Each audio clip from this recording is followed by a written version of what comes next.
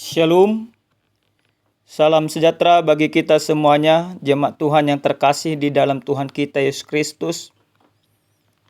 Kita akan mendengarkan kebenaran firman Tuhan saat ini. Oleh karena itu, mari kita bersatu dalam doa, kita berdoa. Kami bersyukur kepadamu ya Tuhan, Allah Bapa kami, Allah yang maha baik, Allah yang maha pemurah dan pengasih. Saat ini Tuhan, kami akan mendengarkan kebenaran firman Tuhan. Biarlah kiranya Tuhan menyertai kami, mengurapi kami dengan Roh Kudus-Mu, hingga kami mengerti firman-Mu. Dalam nama Yesus kami berdoa. Amin. Jemaat Tuhan yang terkasih di dalam Tuhan kita Yesus Kristus, adapun sabda Tuhan yang sampai kepada kita pada saat ini tertulis dalam kitab 2 Korintus pasal 5 ayat 6 sampai dengan ayat yang ke-10. Demikian firman Tuhan. Maka oleh karena itu hati kami senantiasa tabah, meskipun kami sadar bahwa selama kami mendiami tubuh ini kami masih jauh dari Tuhan. Sebab hidup kami ini adalah hidup karena percaya, bukan karena melihat. Tetapi hati kami tabah, dan terlebih suka kami beralih dari tubuh ini untuk menetap pada Tuhan. Sebab itu juga kami berusaha, baik kami diam di dalam tubuh ini, maupun kami diam di luarnya, supaya kami berkenan kepadanya. Sebab kita semua harus menghadap tahta pengadilan Kristus, supaya setiap orang memperoleh apa yang patut diterimanya sesuai dengan yang dilakukannya dalam hidupnya ini, baik ataupun jahat. Demikian pembacaan kebenaran firman Tuhan. Jemaat Tuhan yang terkasih di dalam Tuhan kita Yesus Kristus, hal yang sangat mudah mempersaksikan apa yang dilihat oleh mata, apa yang bisa diraba oleh tangan, apa yang bisa dibuktikan oleh semua orang. Maka tidak perlu ada usaha, tidak perlu ada kekuatan, atau tidak perlu ada kegigihan untuk menyampaikannya. Karena apa? Karena kalau demikian akan sangat mudah mengatakan ini faktanya, ini realitanya, ini orangnya. Namun bagaimana mempersaksikan yang tidak dilihat oleh mata, yang hanya dilihat oleh iman? Maka tentu ini akan sangat sulit.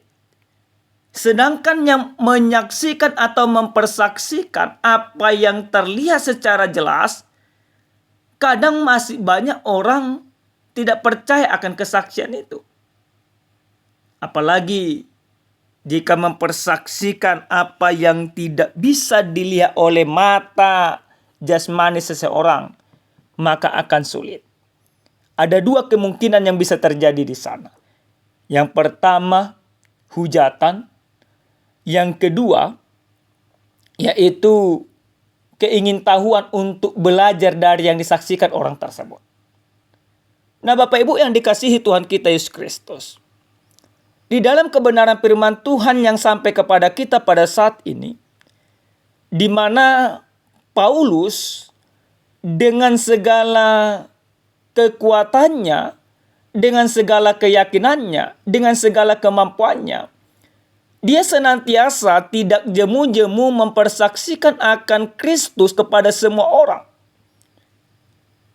Walaupun Paulus menerima banyak tantangan, menerima banyak hujatan, bahkan penderitaan yang begitu luar biasa dia terima, tapi tidak membuat dia tawar hati, tidak membuat dia lemah, tidak membuat dia mundur untuk tetap mempersaksikan Kristus.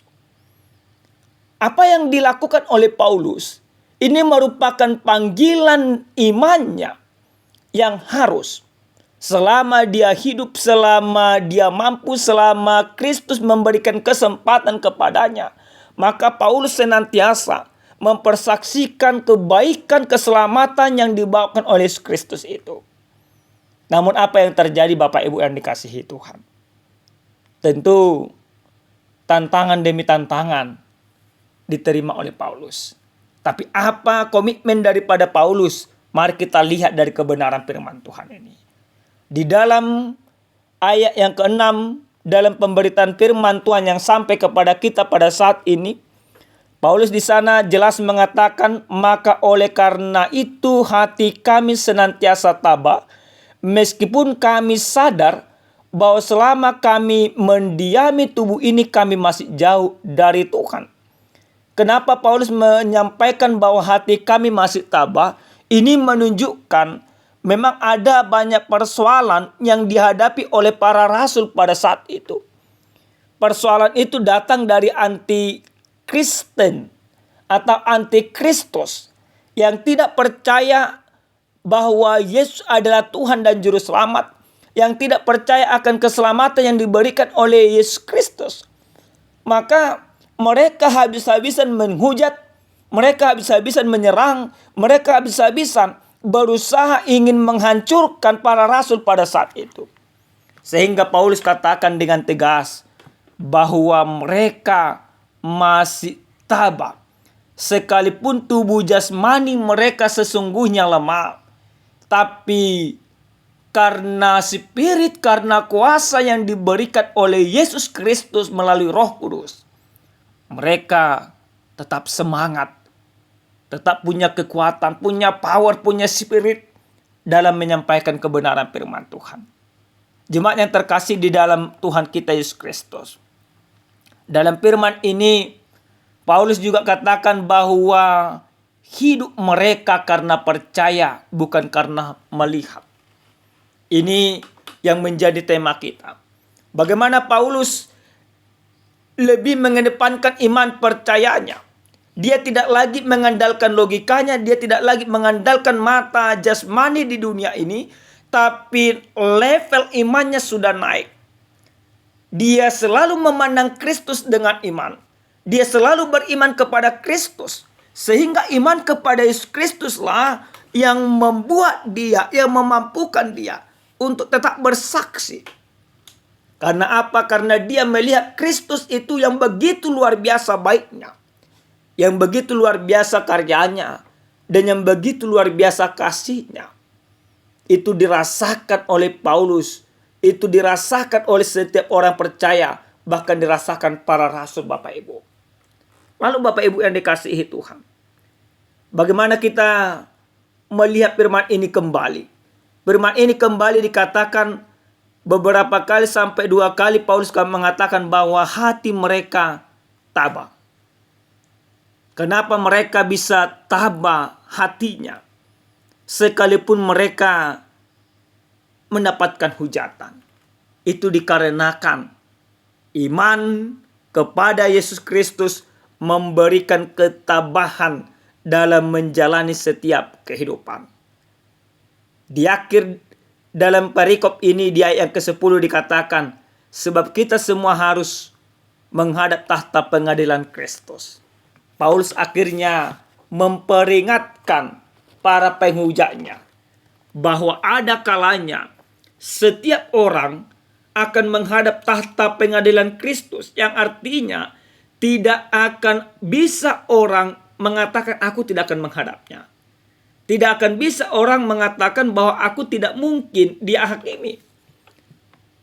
Maka peringatan yang disampaikan oleh Paulus ini merupakan peringatan yang sangat keras.